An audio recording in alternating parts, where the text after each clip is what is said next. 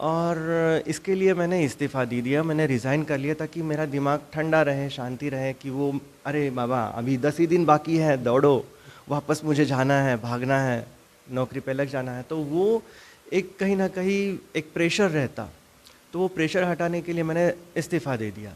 और माँ श्री नर्मदे हर। हम आज मंडला के समीप एक नए आश्रम पे जहाँ पर परिक्रमावासियों की सेवा प्रारंभ की गई है। यह आश्रम मंडला में रह चुके सूरज कुशवाहा जी द्वारा बनाया गया है और हाल ही में प्रारंभ किया गया है। और प्रारंभ के दौरान एक परिक्रमावासी यहाँ पर आए हुए हैं, रुके हुए हैं। आइए उनसे चर्चा करते हैं परिक्रमा को लेकर, इस आश्रम को लेकर। महाराज जी नर्मदे हर। नर्मदे हर, नमस्कार। महाराज जी परिक्रमा कर रहे हैं, जी महाराज। कहाँ से प्रारंभ की? हमने ये परिक्रमा ओमकारेश्वर से उठाई है। रहने वाले कहाँ के? हम पालघर ज़िले के हैं जो कि महाराष्ट्र में है, और ये वही ज़िला है जो एकदम गुजरात को सटा के है, यानी पालघर और गुजरात की बॉर्डर एक ही है। पालघर की बात की, जहाँ अभी हाल ही में 2 संतों की निर्मम हत्या, शायद वही? हाँ बिल्कुल, आपने सही पहचाना। ये कोरोना का इनिशियल फेज़ था, तब ये घटना हुई थी। दुर्भाग्यपूर्ण घटना है, लेकिन ये आपने बिल्कुल सही पहचाना, ये वही डिस्ट्रिक्ट है। कौन कौन है घर पे? मैं गृहस्थी संसारी हूँ। मेरा एक बेटा है, मेरी पत्नी है, मेरे माता पिता हैं, मेरी बहन है जिनकी शादी हो चुकी है, और ऐसे यही मेरा घर परिवार है। क्या करते हैं वहाँ? मैं एक प्राइवेट कंपनी में नौकरी करता था, लेकिन जैसे कि मैया का बुलावा आ गया, थोड़ी देर मैंने नौकरी का ब्रेक ले लिया और परिक्रमा में निकल पड़ा। तो नौकरी कंटिन्यू रहेगी ना आपकी? ना, मैं इस्तीफ़ा देकर यानी कि रेजिग्नेशन देकर निकला हूँ, क्योंकि अगर नौकरी कंटिन्यू होती तो फिर मुझे बोलना पड़ता कि मैं 3 महीने बाद आऊँगा या 4 महीने बाद आऊँगा। एक स्पेसिफ़िक ड्यूरेशन मुझे वहाँ पे बोला गया था कि दे दो कि कितने महीनों बाद आप वापस जॉइन करोगे। तो मैंने सोचा कि अगर हम परिक्रमा में निकले हैं और माँ का बुलावा है और हमें शांति से परिक्रमा करनी है, हर एक तीर्थ हमें देखना है और तट तट से करना है, तो मैं ये 3 महीने या 4 महीनों में नहीं ढाल सकता।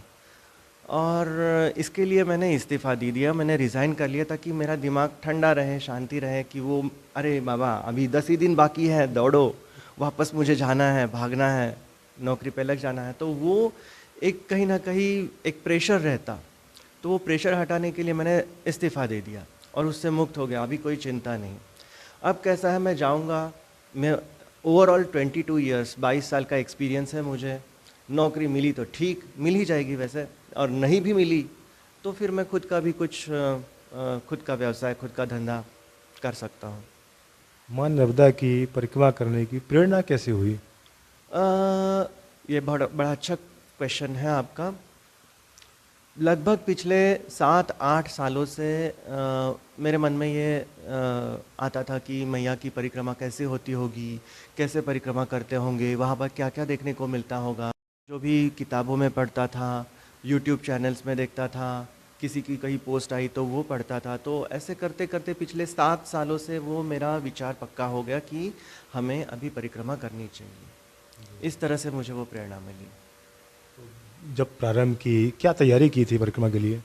परिक्रमा के लिए तैयारी ये की थी, सबसे पहली तैयारी ये थी कि इसका पहला प्रश्न आपने जो पूछा था, नौकरी करते हो क्या, और मैंने जवाब भी दे दिया कि नौकरी छोड़ चुका हूँ। तो सबसे पहली तैयारी मेरी ये थी कि अगर अगले कुछ समय तक मैं घर पे नहीं हूँ तो मेरे घर की, मेरे बच्चों की, मेरी घरवाली, माता पिता सबकी अच्छी परवरिश हो। तो एक सर्टन अमाउंट ऐसे सेविंग करके रख ले ताकि मेरे एब्सेंस में, मेरे ना होते हुए वहाँ पे उनकी घर गृहस्थी ठीक ठाक चलती रहे। तो ये सबसे पहली मेरी तैयारी थी। और दूसरी छोटी मोटी चीज़ें, वो परिक्रमा की बैग खरीदना, और क्या कहते हैं वो छोटे मोटे जो भी कपड़े, अभी ये कपड़े तो परिक्रमा में पहने हैं तो ये थे नहीं, तो ऐसे वाले कपड़े, ये लुंगी और ये कुर्ता, ये सब खरीदना, छोटी मोटी दवाई जो क्रोसिन, ब्रूफेन वगैरह आमतौर पर लगती हैं, ये सब खरीदना, और ज़्यादा से ज़्यादा मैया के बारे में जो भी, परिक्रमा के बारे में जो भी लिटरेचर है मीडिया पे अवेलेबल, वो सब देखना, पढ़ना, उस पर चिंतन करना, हमारा मार्ग कैसा होगा, हमें कैसे जाना होगा, उसका अभ्यास करना। ये 3 मुख्य रूप से तैयारियां मैंने करी थी। जब नर्मदा परिक्रमा की बात की, विचार आया, आपने तैयारी प्रारंभ की, घर वालों से क्या चर्चा हुई? ये भी बड़ा अच्छा क्वेश्चन है आपका। घर वालों से मैं चर्चा देकर थोड़ा सा पीछे जाता हूँ। मैंने कहा कि पिछले 7-8 सालों से मेरे मन में ये विचार था, तो घर वालों से मैं हमेशा चर्चा तो करता था, लेकिन जब मैंने कहा कि मुझे भी परिक्रमा करनी है, तो थोड़ा सा उनको झटका सा लग गया कि नहीं नहीं, अरे ये सब देखने के लिए ठीक है वीडियो पे, मीडिया में, लेकिन खुद परिक्रमा कैसे करोगे, हम लोग नहीं जा सकते, हम तो आम जनता है, वगैरह वगैरह वगैरह। तो ये कुछ हद तक मुझे भी पता था, एहसास था कि इमीडिएटली घर वाले तो एग्री नहीं करेंगे। इसके लिए मेरे दिमाग में ये भी विचार आया था, जो मैया ने ही मुझे दिया होगा शायद। मैंने 1 साल का समय दिया उनको मनाने के लिए। मैंने पहले तो ये उनके सामने रखा कि ऐसा ऐसा मेरा विचार है, और तब मैं नौकरी करता था, और मैंने उनको ये भी बोला कि अगले 1 साल बाद तो आप कृपा करके मुझे परमिशन दे दो, क्योंकि परिक्रमा जब आप उठाते हो, जहाँ से भी आप परिक्रमा उठाते हो, तब पंडित आपको पूछते हैं कि क्या आप घर से सबकी परमिशन, माता पिता पत्नी बच्चे, इन सब की परमिशन लेके आए हो क्या, भाग के तो नहीं आए। तो ये क्वेश्चन वहाँ आता है। तो इसके लिए मैंने मेरे घर परिवार वालों को 1 साल पहले बताया कि आप मेंटली प्रिपेयर हो जाओ, तैयार हो जाओ, और प्लीज़ मुझे आज्ञा दे दो। तो 1 साल का समय था जिसमें मैंने अच्छी खासी नौकरी भी कर ली, कुछ राशि जमा करके इकट्ठा करके रख दी, और धीरे धीरे धीरे बात करते करते, उनको मनाते मनाते, सारे मेरे माता पिता पत्नी बच्चे सब एग्री हो गए, और उन्होंने मुझे परमिशन दे दी। पत्नी का क्या रिएक्शन था? इमीडिएटली उनका रिएक्शन 1 साल पहले तो वही था कि कैसे कर पाओगे, लेकिन धीरे धीरे उन्होंने मुझ में होता हुआ बदलाव देखा, इसमें मेरी रुचि देखी। उनके काफ़ी क्वेश्चंस थे कि कैसे रह पाओगे, कैसे कर पाओगे, वगैरह वगैरह। तो एक एक उनका क्वेश्चन था, उसका समाधान मैं उनको देता गया, एक्सप्लेन करता गया। मैंने कहा कि इतने सारे लोग करते हैं, जो हैंडीकैप होते हैं वो भी करते हैं, सक्सेसफुली करते हैं, तो मैं क्यों नहीं कर पाऊँगा। आप अपनी को समझ में आ गया तो वो पूरी 100% मेरे साथ हो गई। उन्होंने बोला, परमिशन तो दे ही दी, प्लस उन्होंने ये भी बोला कि मैं तुम्हारे लिए प्रार्थना करूँगी कि तुम्हारी यात्रा सफल हो, मंगलमय हो। तो बाद में तो लास्ट के अगर 5-6 महीने अगर मैं बोलूँ, तो बिल्कुल वो मेरे साइड में हो चुकी थी, और मुझे बोल रही थी कि आप निश्चिंत होकर करिए, मैं घर का पूरा कारोबार संभाल लूँगी। तो वो एक प्लस पॉइंट रहा मेरे लाइफ में। बेटा कितना बड़ा है? बेटा मेरा अभी 11वीं पास हो चुका है, अभी 12वीं में प्रवेश कर चुका है। जब परिक्रमा प्रारंभ की, ओंकारेश्वर पहुंच गए आप, संकल्प किया, क्या चल रहा था मन में उस समय? एक ही विचार चल रहा था, और एक ही प्रार्थना थी मेरी मैया से कि मैया, संकल्प उठा रहा हूँ, परिक्रमा उठा रहा हूँ, कृपा करके आशीर्वाद बना रहे, और मेरी परिक्रमा आप पूरी कर लीजिए। ये एक ही विचार तब भी था, आज भी यही विचार है। पहले दिन कितना चल पाए? पहले दिन ज़्यादा से ज़्यादा 12 किलोमीटर चल पाए।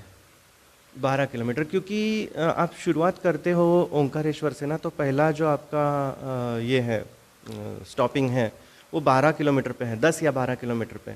एग्जैक्टली मुझे याद नहीं आ रहा है, 10 या 12 मोरटक का वो गांव का नाम है। तो 12 किलोमीटर वैसे आपको चलना ही पड़ता है। तो वो मुझे मालूम था कि मोरटक का 10 या 12 किलोमीटर पे है, तो उतना मुझे चलना है, उतना मैंने चला था पहले दिन। प्रारंभ में चलने में कुछ परेशानी होती है? हाँ हाँ, बिल्कुल हुई थी, क्योंकि पहले ही दिन 12 किलोमीटर चलना, और पीठ पे लगभग 11.5 किलो की बैग थी मुझे, मेरी उस टाइम, जो अभी नहीं है, अभी मात्र 6 किलो का वज़न है। उस टाइम 11.5 केजी का वज़न रखा था, क्योंकि वो ठंड के दिन थे, तो वो क्या कहते हैं, रजाई दरी वगैरह सब लेके चलता था। अब तो ठंड भी ख़त्म हो गई, और लगभग आधा सामान मैंने कम कर दिया, तो वो 6 केजी के आसपास बैग है। लेकिन answer to the question is that yes, उस टाइम मुझे परेशानी ज़रूर हुई थी, कंधे दर्द किए थे। फिर धीरे धीरे कैसा फिर धीरे धीरे जैसे दिन बढ़ते गए, मैं आगे चलता गया, तो मुझे पता चला कि 11.5 kg मैंने जो भर के रखा है लाद के रखा है, इतनी सब ज़रूरत नहीं है। तो दिन ब दिन एक एक चीज़ मैं कम करता गया। जो आज 6 kg 6 किलो की मेरी बैग है, तो एक एक चीज़ कम करता गया।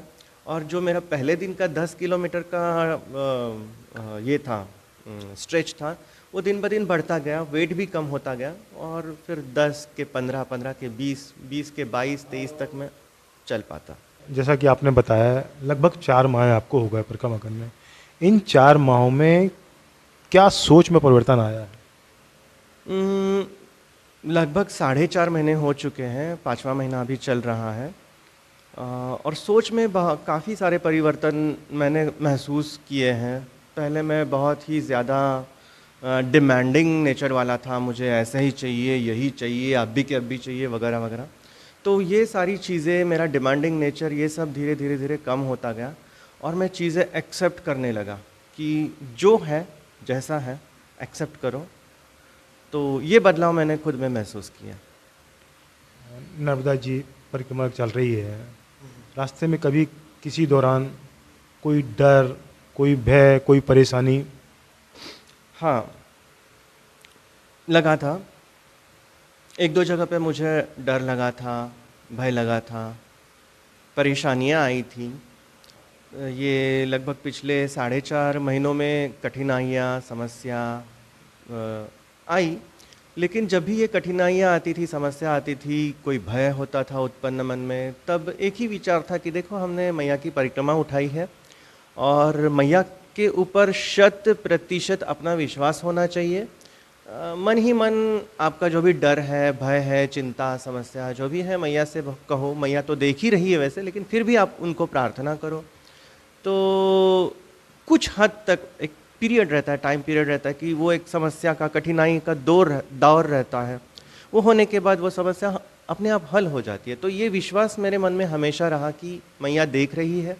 और जो बंजारा माता मंदिर है, उसी के बगल में नर्मदा माता का भी मंदिर है। मैंने दोनों माताओं का दर्शन किया, मैया को नमस्कार किया। मैया को मैंने बोला कि मैया, अब यही इच्छा है तो सूर्यास्त के बाद आगे बढ़ना नहीं होता है, ये नियम मुझे मालूम होते हुए भी मैं आगे बढ़, इतना मैंने कहा। और मैया को बोला, मुझे जो भी स्थान है वहाँ पे आप पहुँचा देना। और मैं निकल पड़ा। रास्ता आपको लगता है, भय तो लगता है, लेकिन सच्चे दिल से आप मैया को बोलो ना, तो मैया आपकी मदद ज़रूर करती है, 100%। आगे ऐसा हुआ कि जिन्होंने मुझे नारायणगंज से गाइड किया था कि आपको यहाँ आना है, पूरी व्यवस्था हो जाएगी, वो मुझे कंटिन्यूस फ़ोन पे मेरे साथ टच में थे। ये सुशांत अग्रवाल जी और सोनी जी, दोनों मेरे साथ फ़ोन पे टच में थे। मेरा हौसला बढ़ा रहे थे, बोल रहे थे कि बाबा जी घबराना मत, अंधेरा है लेकिन आप चल पाओगे। ये हौसले के 2 शब्द हैं, वही अपना हौसला बढ़ाते हैं। तो ये है, भय भी लगा, मैया की प्रार्थना भी कर दी, और मैया ने सुन ली। बहुत से संतों से भेंट हुई होगी, आश्रमों को देखा होगा, क्या अनुभव रहा? जी, अभी लगभग ये परिक्रमा 3,500 किलोमीटर की होती है, क्योंकि जगह जगह बांध बन चुके हैं, इसलिए मार्ग परिवर्तन है। इसलिए जो पहले 3,000 किलोमीटर के आसपास थी, जो अभी 3,500 किलोमीटर हो गई। और उसमें से लगभग मेरी 60% डिस्टेंस मेरा कवर हो गया है। तो लगभग 1,500 के ऊपर किलोमीटर मैं चल चुका हूँ। और जैसे कि आपने पूछा, कई आश्रम में मुझे निवास करने का मौका मिला, और कई संत, महंत, साधु, बैरागी, सन्यासी, इनसे मिलने का भी मुझे मौका मिला। क्या अनुभव रहा? अनुभव तरह तरह के अनुभव रहे। अच्छे भी रहे, कुछ थोड़े से कड़वे अनुभव भी रहे। लेकिन जो अच्छा है वो उसको हमें अपनाना है, और जो कड़वे अनुभव है उसको भूल जाना है। तो जो अच्छी चीज़ें मुझे सीखने को मिली, पाने को मिली, वो मैंने ध्यान में रखी, और हम आगे बढ़े। कोई बिरले संत जिनका आप उल्लेख करना चाहें? ऐसे कुछ संत थे जो कभी कैमरे के सामने नहीं आते, अपने तपस्या में लीन रहते हैं, दुनिया वालों से, मीडिया से कोई लेना देना नहीं, अपनी साधना में मग्न रहते हैं। और लेकिन उनका जो स्थान होता है वो बिल्कुल जंगल में या मैया के तट पे होता है। और आमतौर पे आज की परिक्रमा रोड रोड से ही लोग चले जाते हैं, तो ऐसे ऐसे दुर्गम स्थानों में लोग जाते नहीं। अगर आप वहाँ जाते हो तो आपकी मुलाकात उनसे हो सकती है। तो ऐसे है साधु संत जिनसे आप बहुत कुछ ज्ञान पा सकते हो, और मैया ने मुझे वो मौका दिया। परिक्रमा के दौरान जब मैया जी के समीप से हम परिक्रमा कर रहे होते हैं और कभी दूर से भी जाना पड़ता है, क्या अंतर दोनों तट पे समझ में आता है? अब आप उदाहरण के तौर पे समझाता हूँ। मैया के किनारे किनारे या तट से परिक्रमा करना, मैया यानी माँ, आप माँ के साथ में चल रहे हो, हमेशा माँ आपके बाजू में है। तो कोई छोटा बच्चा है, अगर माँ आसपास नहीं है तो वो रोना चालू कर देगा। अगर उसको कुछ खाना चाहिए, कुछ भी है, कुछ उसको कठिनाई है, परेशानी है, तो वो रोना शुरू कर देगा।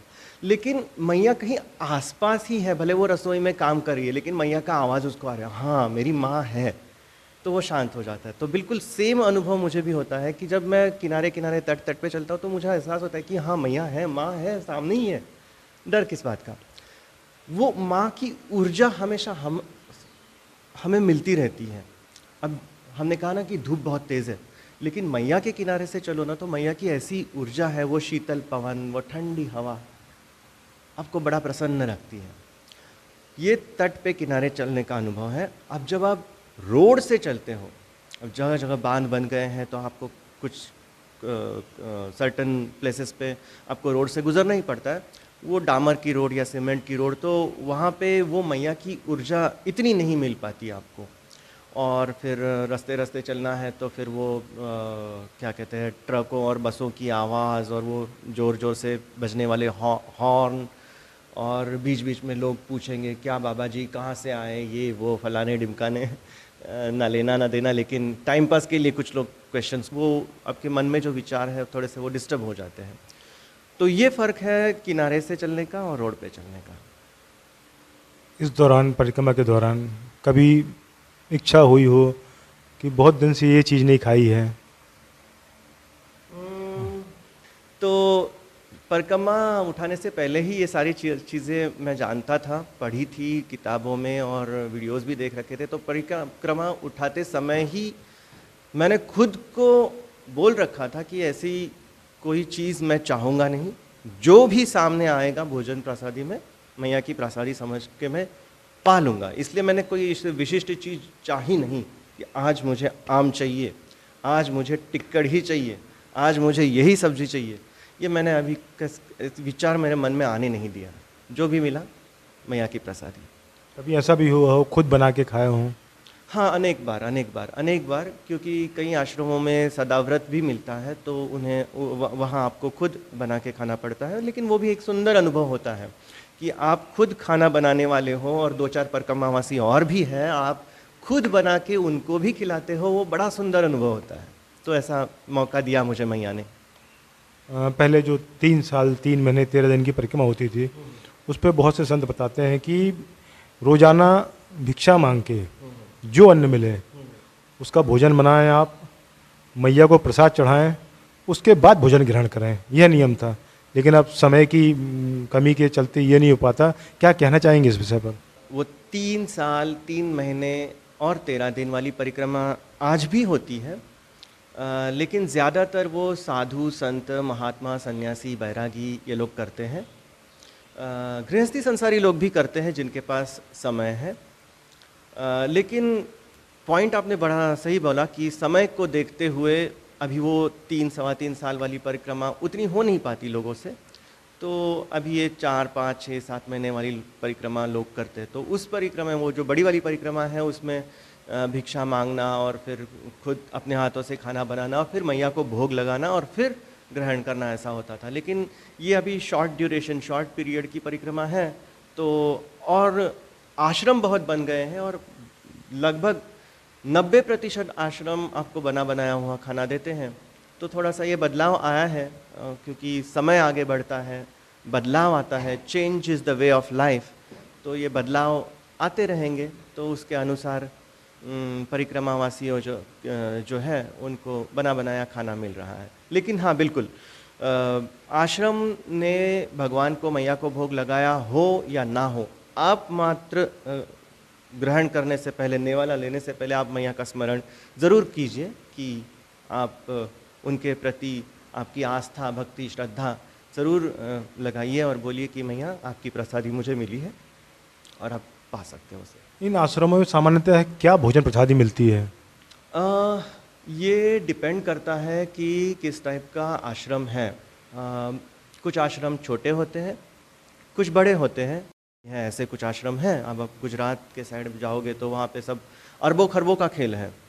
सारे आश्रम ऐसे बड़े बड़े आश्रम संगमरमर के मिलेंगे, तो अरबों खरबों का खेल है। तो वहाँ पे भोजन प्रसादी में पूरी प्लेट भर के आपको मिलेगी, दाल, चावल, खिचड़ी, मीठा, मिष्टान, सब कुछ रहेगा। और जो छोटा आश्रम है उधर आपको सादी सिंपल खिचड़ी भी मिलेगी। लेकिन जैसे कि मैंने थोड़ी देर पहले कहा है कि जो भी मिला मैया की प्रसादी समझ के आपको पाना है उसे। उसमें भेद नहीं करना है कि रोज़ मुझे ऐसे ही भरपेट थाली मिले, ना, ऐसा भेद नहीं करना है। जिस दिन जो मिले, जैसा मिले, प्रसादी समझ के आपको ले लेनी है। रास्ते में बहुत से परिक्रमावासियों से मुलाकात हुई होगी, किसी के बारे में कुछ बताना चाहेंगे? हाँ, वो तो है, क्योंकि आप परिक्रमा पथ पर चल रहे हो तो काफ़ी सारे परिक्रमावासी आपको मिलते हैं, नई पहचान होती है, उनके अलग अलग व्यूज़ हमें समझ में आते हैं, जो चीज़ें हमें नहीं मालूम वो उनसे पता चलती हैं। तो काफ़ी अच्छे अनुभव रहते हैं, सुंदर अनुभव रहते हैं। परिक्रमा के दौरान विशेष रूप से किन चीज़ों का परहेज करना चाहिए या अभी तक आप करते आ रहे हैं? बहुत सारे आश्रमों में लिखा होता है कि ये मत करो। सबसे पहले तो आप नशा मत करो।